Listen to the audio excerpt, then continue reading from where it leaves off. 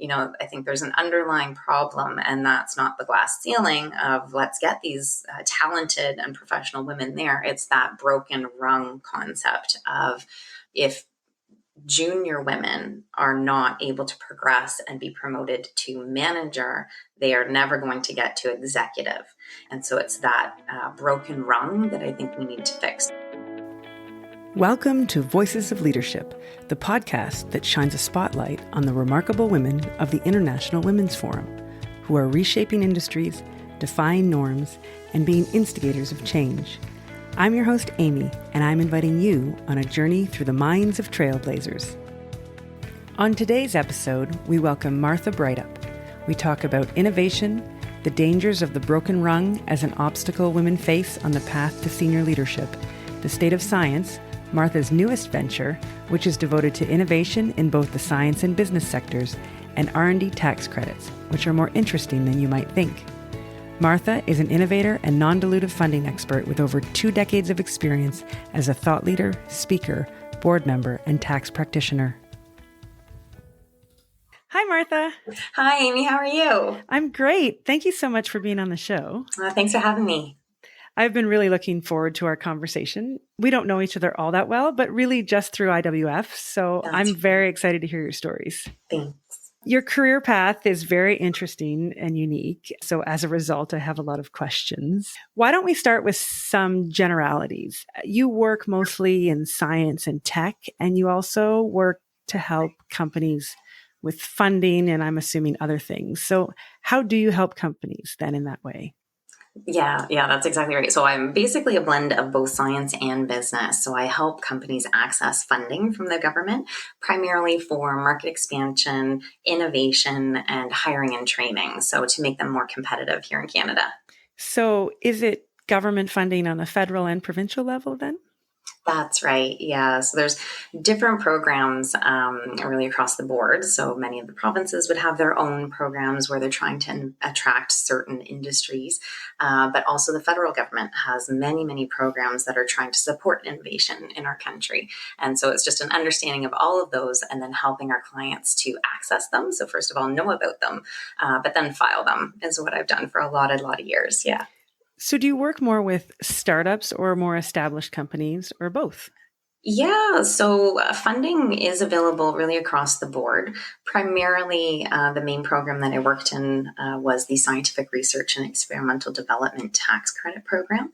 And that program really favors what we would call Canadian-controlled private corporations. So those can be startups. They can be, though, very well-established, extremely large multinational companies as well. But primarily, the program does favor those companies that are Canadian controlled in order to help them really innovate and grow our economy. And I read that you, and this is one thing I don't understand, you work to try to establish diluted funding. Is that correct? Or non-diluted funding? Sorry. Non-dilutive. Correct. Yeah, non-diluted exactly. funding. Okay. Yeah. So can you tell us a little bit about what that is? For sure. Yeah. And that's a great point. So in the world of business, like when you're going out to build a company, effectively, you need money. And so you can get that kind of one of 2 ways. Well, one of 3 ways. Either you have it yourself. If you don't, you have to go out to market. And so going out to the market, we would call that dilutive funding. So it's diluting your ownership as an owner in the business.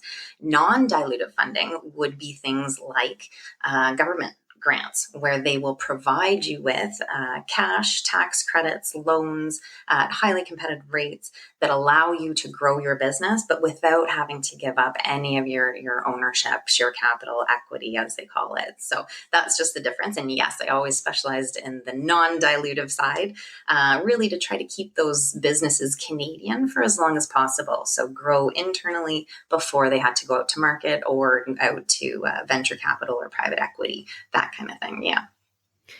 So if that's your work you do, you help with government funding, then from a company sort of revenue standpoint, how do you generate revenue then?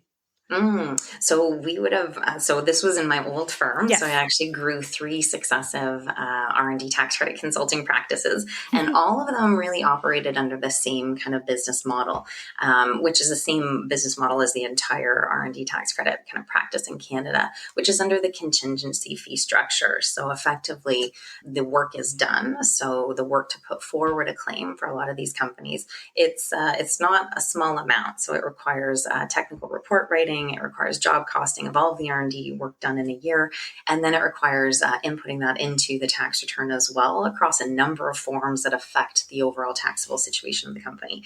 And so all of this expert knowledge, unfortunately, doesn't come for free. No. And so that percentage, exactly, that percentage that the consulting world takes at the end of the day from those claims is typically meant to cover all of that effort. And so that's really how the overall structure works. And you mentioned your previous job. I know you spent a lot of time at Grant Thornton, right? That's right. Yeah. And I read that you were a senior manager and then a partner and then a board member. So I found that very interesting. So can you tell us a little bit about your career path there and how it helped you get where you are today? My career journey is really built upon itself since I graduated university. So I've always stayed in the same field of R&D tax credit consulting. And during that time, when I first started out from university, I would say the first 7 years, I was with a boutique tax firm.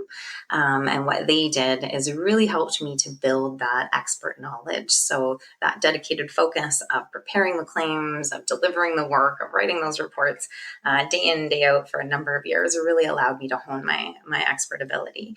But then after that, I transitioned over from that boutique firm, which was wonderful, but over to what we would call one of the big 4 accounting firms. So I went over to Deloitte, which was again a wonderful organization. And what that allowed me to do is really take that expert knowledge, but then apply it to much larger, and I would say much more complex and sophisticated clients, and also much larger multinational kind of client base. The other thing it really allowed me to experience was the learning and development opportunities that a larger firm would have along with that network. So understanding of the people across the country that could help me reach out to clients across various industries. So that was great. But then coming to Grant Thornton, and really where I've spent the last decade of my time, was bringing both of those things to bear. So I was able to really take a lot of the entrepreneurial things that I had learned at the boutique tax firm and apply them into Grant Thornton, because at the time, 10 years ago, the firm was much, much different. It was growing, and so gone through a lot of change in that 10 years. But it allowed me to see those processes and build them up along with the company as it grew. And so in that kind of 10-year time frame, I did join as a senior manager, as you said, but then I was quickly made a partner. So that's a partner in the partnership of Grant Thornton. And then over that kind of 5 years, I was able just to show kind of that continued success in the practice. That allowed me to be elected to the partnership board for the last 5 years. And that was a great experience as well. So just a phenomenal time that I had over that 20, I guess, 2+ years now. Yeah. So it seems like it's quite a niche. So you said you've been in the same field since university. Did you learn about the niche at the boutique firm, or did you know in university that it was something you wanted to pursue? That's a great question. So I did not know about the program. I wish I had, because I would have fell in love with it even sooner. So it is a phenomenal program. And it really is that blend of science and business that I had taken at university. So my undergraduate degree was actually in biochemistry at Waterloo, as well as business. So we took a lot of our business classes down at Laurier. Transitioning into the world of work and R&D tax credit consulting was therefore very simple for me, because I understood the science and I understood the technology that was going on a lot of these companies in the shop floors. But I also was able to digest the financial and the job costing and the taxes and all that kind of stuff. So I wish I had, which is why right now I do go out and I do a lot of speaking engagements. And so just this past weekend, I was out at the University of Guelph and their Lang School of Business and their tax conference, their student tax conference. And my gosh, what a group. So these are 100 students that came out on a Saturday morning, of all things, which surprised me, to learn about taxes. Yeah, exactly. from across kind of southwestern Ontario. So it was very neat. They brought together a lot of the business and tech schools. There was great presentations and just exactly that. So they're learning about this knowledge. So I was able to share with them about R&D tax credits, about government funding, grants that are available, because it's going to be those individuals or future tax and business leaders that are going to be able to take this stuff out and really bring it to market for our clients and businesses in Canada. So yeah, definitely. Try to get the word out is key for sure. So you mentioned you were on the board at the partnership board at Grant Thornton. I know you're very involved in the community. You were also on a variety of other boards, correct? Yes, that's right. So how do you decide which boards you want to be involved with? That's a great question. So initially, I would have started with boards where I had a connection. And I think the reason why I started out that way with my board work is it's kind of a soft landing. It allows you to ask the questions behind the scenes of a colleague or a person that you kind of trust already. And so I would say that I had really good experiences on my first board work as a result of that. But over time, as I've grown in my career, more opportunities presented themselves, and I would find myself having more friends on various organizations, and that was great, but you can't say yes to everything. So now I really, much later in my career, I really select organizations where I truly enjoy them and I can make an impact in some manner, a difference. So that's kind of how I do it right now. So what's one organization you're working with currently? So right now we have the International Women's Forum. So I'll give the IWF a lovely shout out. Yeah. So I'm the current vice chair and treasurer of the local Waterloo chapter. And I find this organization has been so immensely rewarding for me personally. I, again, wish I had known about it sooner in the sense that the individuals that I've managed to come across during my time on both the executive team and then just in event attendance has been phenomenal. So I've had a chance to learn from others. I've had a chance to seek advice and also share experiences. So that's been phenomenal. And then also the Canada Connects conference. I got to say that was a highlight of my time so far with the IWF last summer. So this was just a wonderful experience. And again, the learnings and the shared connection that you get from now the both national membership and international membership, I've just found so very rewarding. So I'm really enjoying that. Yeah, right now for sure. That's good. We're glad you're doing it because you're doing some great things to help the chapter do all the things that it does. So it's good. I have a bit of a longer question related to board work. I think this was a couple of years ago, but I read an article and I think you were quoted in it and you were talking about how there's no required framework on gender reporting at the board level or the executive level in Canada.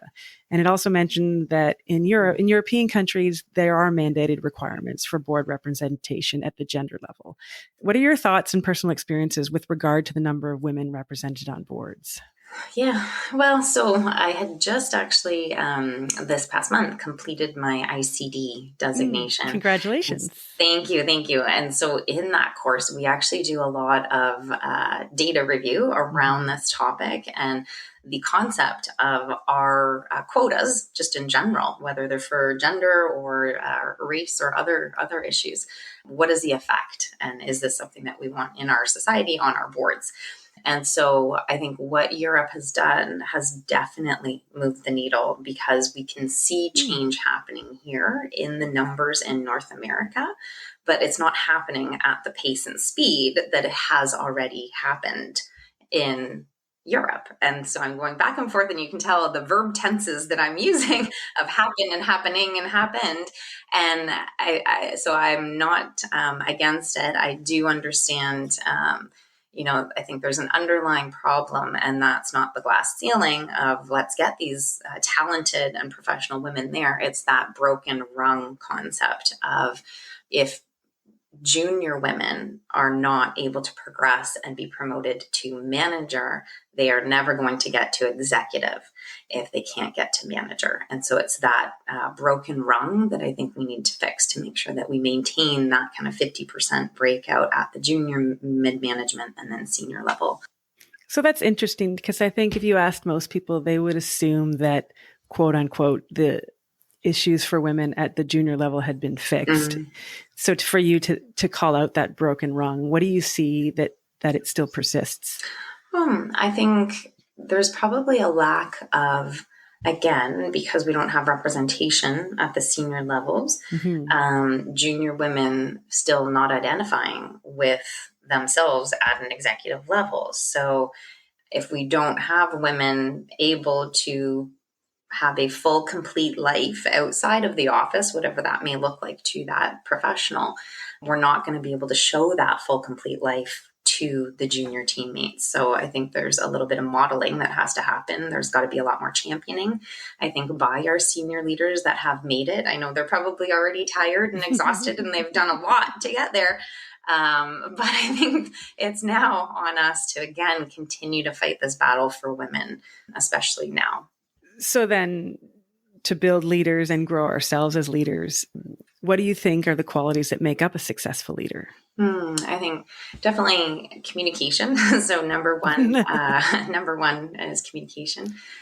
So being able to convey not only your ideas, but listen and accept others is, I think, what I mean by communication. I think after that, you need to have a level of understanding or empathy around various people's situations while balancing the organization's requirements. So I would say that's been a fine line that I've always found within my own career across different levels. Again, as I was promoted as well, that changes your dynamic, obviously, with colleagues and coworkers and senior peers. And so I would think that just overall, you need to have that balance of maintaining empathy for your teammates that you are leading, but while maintaining those objectives of your company. And you've worked with so many companies over the years. And personally, I believe that leadership is like a skill, like writing or playing a sport and whatnot. So through your experience, what do you think the best way to develop leadership skills is? Because I think sometimes women think, I need to learn this, or any leader for that matter, and they don't know how to access the resources or where to improve their skills or learn what skills they may need to develop. Yeah, one of the big things that I've always been a huge proponent of is taking on any additional learning or training that is ever provided to you. So within every organization that I've been at, I have always said yes to the events that would be considered learning and development. So L&D events where you're getting a certification or you've attended something and you can now check a box and say that you've done this. Because what I found is you get that knowledge, but then it's the application of that knowledge that allows you then to reinforce what you've learned over time. On the idea of improving our certifications and learning wherever we can, I think I read correctly as well. You have a European Quality Award coaching designation and mentoring. Is that correct? Yes, that's right. Yeah. Can you tell us about that? It sounds very interesting. It was, yeah, and that's an exact example of taking advantage of the courses that were presented to me. So that was during my time at Grant Thornton, and the firm had a very strong push on developing their partners as leaders. So trying to ensure that the people we had at the front of the bus are taking those passengers, all of our junior teammates, down the right path. And the reason being is because those junior teammates, they're coming straight out of university. So at the end of the day, you have to remember these are people's sons and daughters that have just completed their education and now they're joining the workforce, some of them for the very first time ever. And there is a lot to learn. And so this program was one of many that the firm offered, provided also a designation. And so throughout the program, we had numerous sessions with the partner groups where we would all get together. I think there's 4 or 5 sessions, away sessions. So this was a huge investment from the firm from both a time and obviously a dollar perspective. But then we were actually required to do coaching. And so so we had lots and lots of coaching. So I think it was 4 separate counselees, and each counselee we had to coach for 6 hours each. across an entire year. So each session was, I think, an hour and a half. So it was a fairly substantive coaching commitment. And that's what made it stick, was the practice. So that level and volume of frequency in coaching. And it was just an amazing journey, because at the end of it, after that year, you were able to write a dissertation. And this was summing up everything that you'd learned about your coaching experience and what you thought at the start and at the end. And I found this dissertation was just so much fun, because it had me going back into my notes and seeing the assumptions that I had made at the start of my journey about coaching, or these tools, and how they actually worked in practice. And I loved that process. And so I submitted my dissertation, and they did grant me that certification. Yes. So that was the European Mentoring and Coaching Council. Congratulations. That's such a great program. You. Wow. Oh, it was phenomenal. It was really great. And the connections that you build, again, both with the instructors and then with the partners that you're now working day in and day out. So it gives you a different lens for when you're dealing with them on business issues, as well as then taking those coaching methodologies back into your team. So yeah, it was just a really great experience. You mentioned earlier speaking engagements. I know that you do a bunch of that. And I also know that my understanding is you're involved with Profound Impact. Is that correct? That's right. Yes. So tell us a little bit about what you're doing today, because I know you've transitioned out of Grant Thornton. And are you consulting and speaking on your own as well as Profound Impact? That's right. Yeah. So all of the above. So yeah, where to begin? But yeah, so maybe I'll start with Profound Impact. So it's a great organization run by Dr. Sherry Shannon Vanstone. Yes. And so she's had a number of successful tech startups already. And so this venture essentially is the intersection of academia, funding, and industry. And so what they have developed is an AI-based tool that brings together all of the funding. So this is that non-dilutive funding that we were talking about earlier. All of that funding that's available for academia, so colleges and universities, research institutions, and industry. So bringing and marrying them together, because a lot of times the funding that universities have access to, they need an industry partner for. And so it's finding those industry partners and making that match is what the research impact tool does. Can you give us an example of how it might work? Yeah. So essentially a company, so a business, let's say an automotive tier 1 part supplier, would enter in their intake form. They would say that they are a business, that they have a project that they would like to be worked on. And they submit that into our tool, and then it matches with a university or college in that field that has funding available to undertake that project. So that way that business could say, okay, great. Off we go. Let's do our project with this college, and we have a budget of $100,000, and let's make this happen. So it's a pretty quick match. It's a relatively new company. Is that correct? That's right. Yeah. It has been around for 5 years, but the research impact tool is brand new. That's congratulations. So how long have you been with the company then? So just, I guess, 3 months now. So just in the summer, they closed a $3 million round of funding. So I joined shortly after that, got a couple of demonstrations in the hopper with universities and colleges right now as they build out their next phase of the tool. But we are doing great and accepting new industry clients every day. And so I gather your role isn't completely flushed out, but what have you been doing with the company since you started? Yeah, so I'm really helping them define what engaging industry looks like. So how can they onboard clients to the tool? How can they help support industry to make those matches happen faster? How can they get industry to work more closely with colleges and universities? And then the speaking and consulting outside of Profound Impact. So are you doing both then at the same time? Yes, that's right. So I do speaking engagements as well. Just having finished that one this past weekend at the University of Guelph, and that was a really great group of students that we had out. But then also I've started a production company called the State of Science. And so State of Science, we go out and we interview industry. So we'll review their technology, walk through their shop floor and see their science really close up on video, and then we react to it. So we have SOS Reacts, and that's with college and university professors, students, and industry coming together to see what they're watching on SOS Shorts. And have they been published yet, or are they to be published?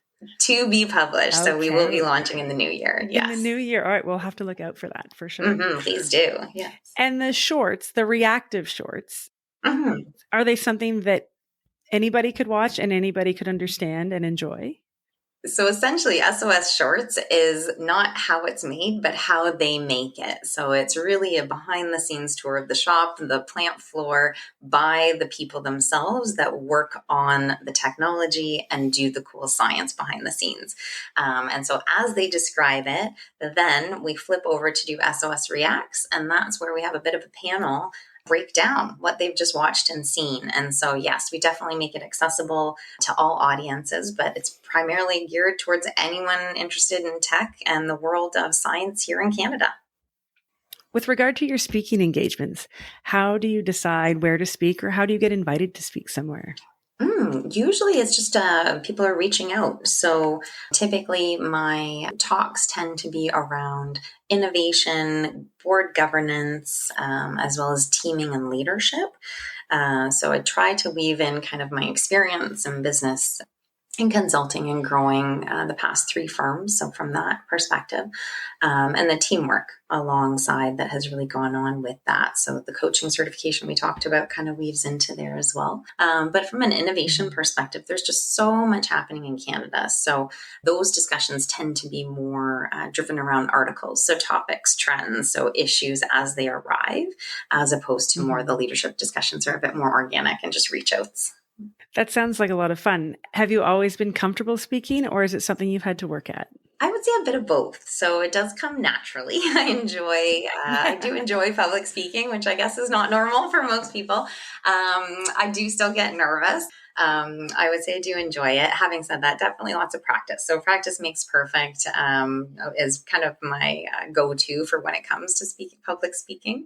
That, and then just remembering that people are actually interested in what you have to say. So just be confident and be calm, and it will all be fine. Typically.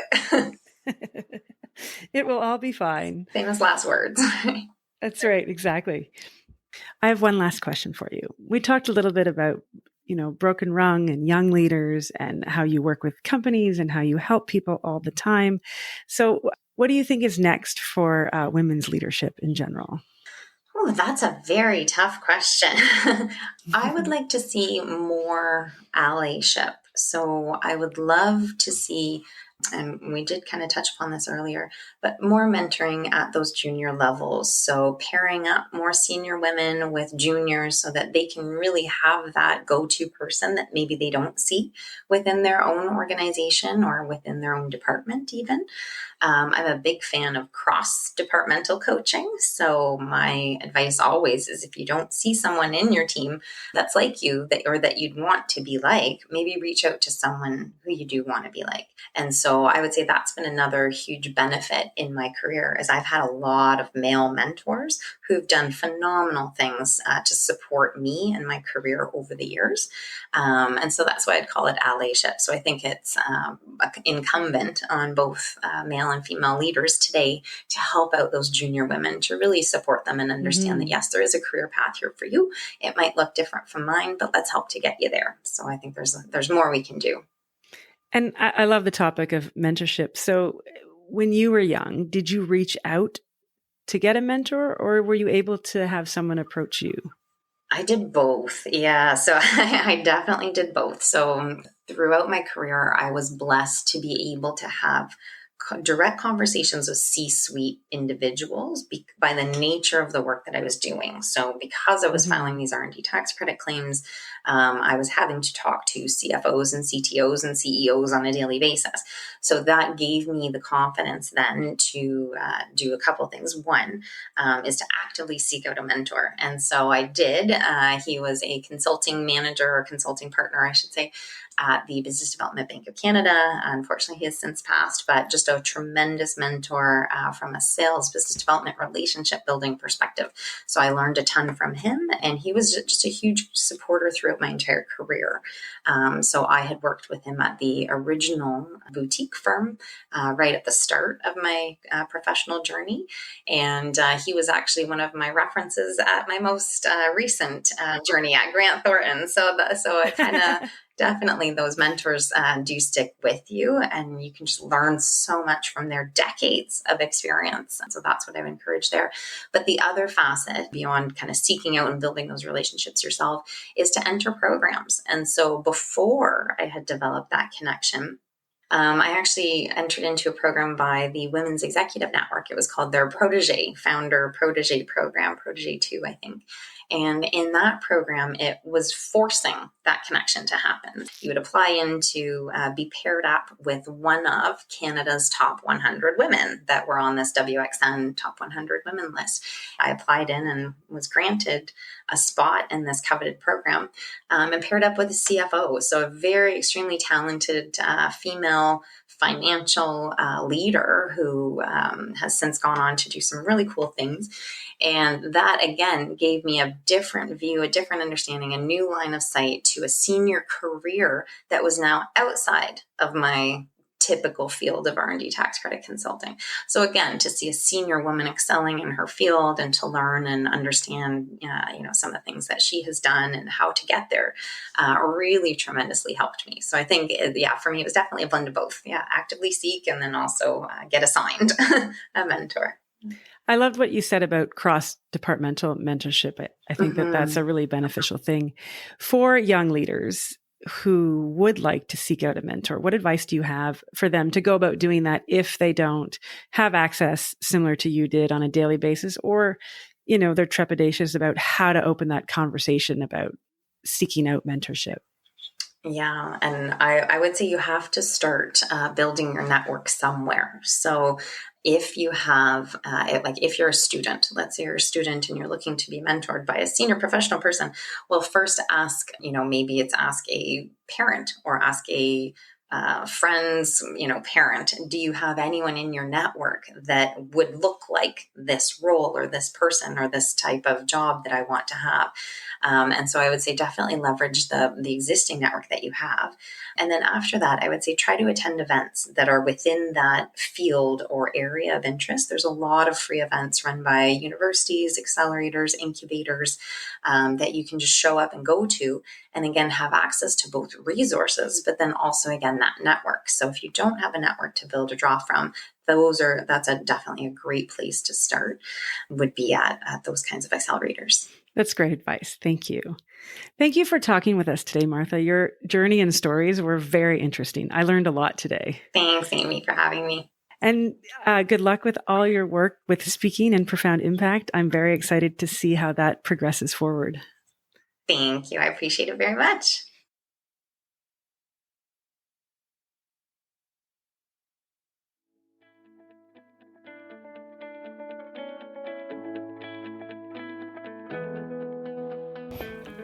Thank you for listening today.